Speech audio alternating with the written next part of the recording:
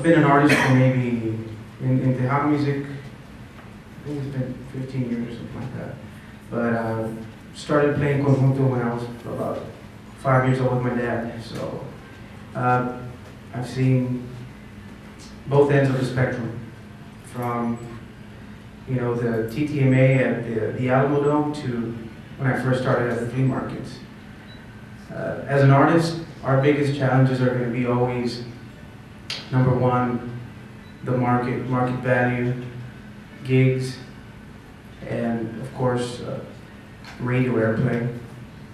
And I guess to sum it all up, it really just boils down to the gatekeepers, which are PDs, program directors, and number two, promoters for clubs and for concerts.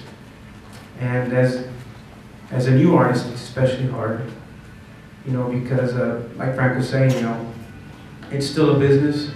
You still have to draw, but those are some of the challenges. Those are two of them. So it's not rocket science. That's pretty much it. It's going to be the market value. You can't go out and play for the door.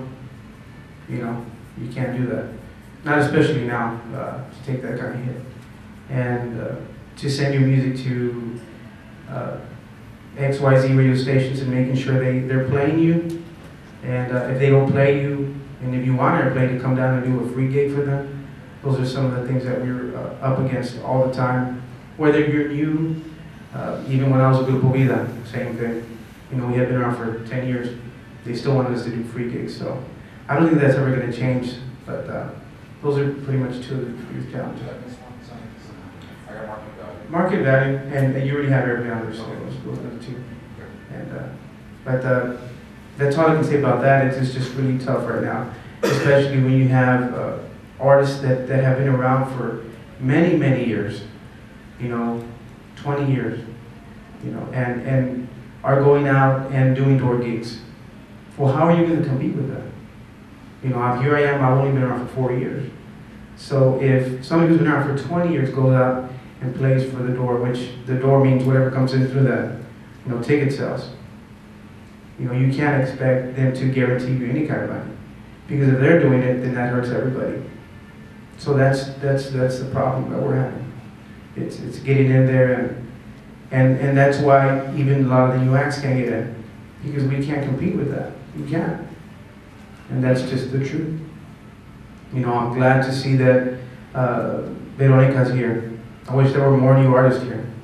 It's kind of scary, because even though I'm new, I've been around for a while, but I don't see that many new faces. So there are a lot of variables to the equation. It's not just the radio, the promotions, the clubs. It's a lot of everything, but it sure be good to see more new faces here as far as artists, because the demographics are showing. We're here, and I feel like a little kid in here. I know Veronica feels the same way. We're like the young people. And back in the day when Emilio was young, Gary, Ram, we had all the youngins. So it's kind of hard. It's really tough, because we're young, we're going out there, but if we're not catering to the demographic, if we don't sound like David Lee, we don't sound like Ram, we don't sound like Jay, well, you're not Tejano. And music has to evolve. The productions have to evolve. But in order for that to happen, people have to accept that evolution. You listen to conjunto back in the 50s, and it's what you hear, los Rieleros del Norte. But people think it's norteño, but it's 1950s conjunto. That's what that is. And it hasn't changed. But you're dealing with a whole different monster there, because then you're talking regional Mexican music, and they are big time loyal to that fan base, to that music. If you keep that sound, Tigres del Norte did it, Ramonada did it. So it does go in a circle, and we can debate about it back and forth, but as an artist, our biggest challenges are, number one, market value and airplay.